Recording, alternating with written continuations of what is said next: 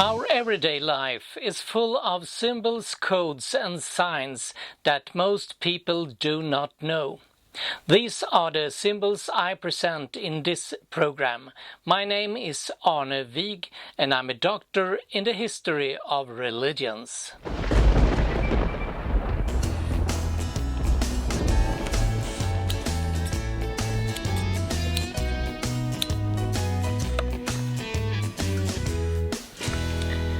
In today's program, we will take a closer look at a male's beard as a sacred symbol.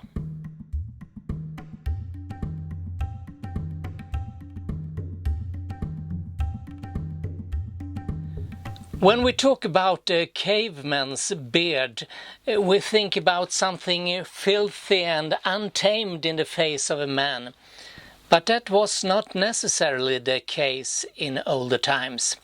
There are evidence that people from very ancient times have styled their hair and made serious beard grooming.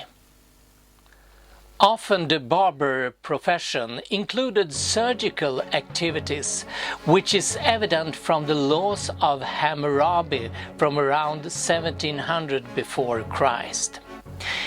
In that old text we can read, "If a cutter without the knowledge of the owner removes the mark of a slave, his hand shall be cut off." It must have been a terrible punishment for a barber to lose his hands. When we take a closer look at the beard as a sacred symbol, we can see that it often stands for domination, prestige, power, wisdom, knowledge, and of course, male beauty.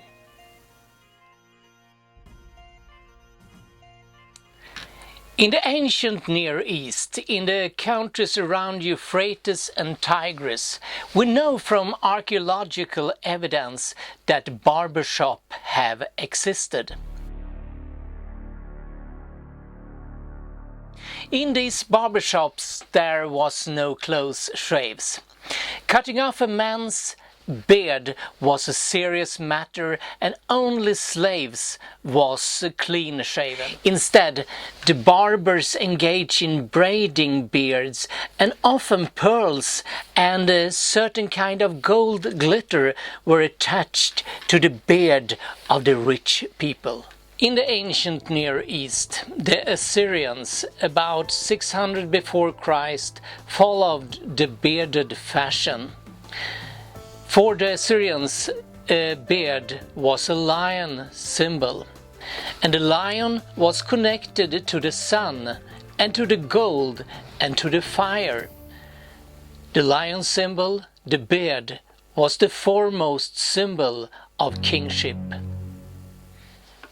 We know from ancient texts that the king's beard was often braided, curled, henna-colored, powdered, and powdered even with gold, and in it was woven some small threads of different colors. The higher rank, the longer beard. In Old Testament times, in the Jewish tradition, there was only 2 occasions that caused clean shaving, and one of them was grief.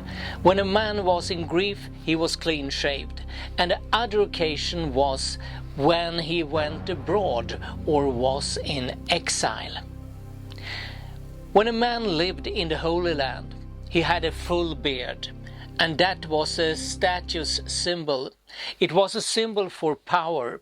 He was promised the land from God, and he was also promised prosperity and protection, and the beard was a symbol for all that. Numerous stone reliefs from the ancient Near East is depicting how God's kings and high-ranked officials were adorned with magnificent beards. But this is ancient Near East. When it comes to the ancient Egypt, it's totally different. The Egyptians, unlike other people, remained hairless. To the Egyptians, hair growth in general seems to have been something disgusting, and archaeological finds of tweezers show that they plucked their hair. Maybe we have to modify that statement a little bit. We actually find officials and rulers of the Old Kingdom, such as Prince Rahotep, depicted with moustaches, and full beards are widely shown on mummy masks. Nevertheless, early in the dynastic period, shaving seems to have become fashionable, and at least amongst the noble elements of the society, we can see that shaving spread, and then it spread to the rest of the population. When we look at old Egyptian paintings, and especially the tomb paintings, we can see that the Egyptians actually wore some kind of hair, and this hair was not real hair, it was wigs. Despite the lack of own hair, they have some tradition that they wore these wigs, and we don't know why.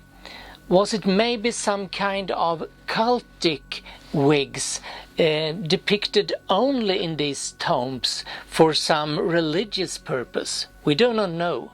But what we know is that they also wore false beards. These false beards was used as ornament of high-ranked officials in the cultic ceremonies, and we also can see that Pharaoh has these false beards. It's very interesting to notice that royalties of both sexes, male and female, wore this kind of ceremonial beard. When they appeared on some solemn occasion in the normal life, they could have this beard when they received people, audiences or something like that. But they could also wear them when they participated in some kind of ritual or ceremonial situation. When we compare the beard of a normal man and a god, there is a little difference. It's not so much, but if you look carefully on the god's beard, you can see that it is twisted slightly upwards, and that's the symbolic sign of divinity. When people after death was in their tomb, they were adorned with ceremonial beards. And if we compare the people's beards, of course high-ranked people, with the king's beard, we can, for example, see on the death mask of Tutankhamun that he had a ceremonial beard. It was gold and it was lapis lazuli, the normal type, but it was also turned a little bit upwards, the divinity sign, but you can also take it off and put it on again. Why? Was it because it was hard to manage to have it in one piece? You know, like the noses on old statues, they often broke.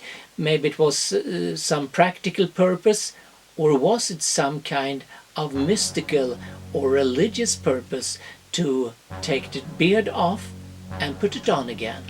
Nobody knows. But why using a false beard? And why using a beard made of gold and lapis lazuli? Gold is closely connected to the sun, and the sun is a symbol for the day, and the day is life in old Egyptian thinking. But when it comes to lapis lazuli, it's totally the opposite. Lapis lazuli is the symbol for the night. The symbolic meaning of the lapis lazuli does not require too much imagination.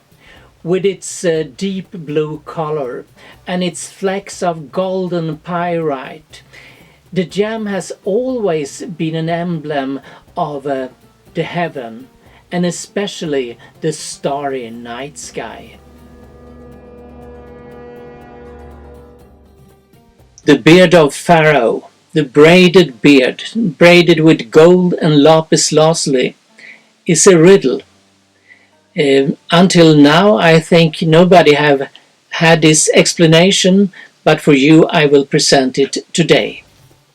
The gold, as we have seen, is the day and the daylight, and the lapis lazuli is the night and the darkness.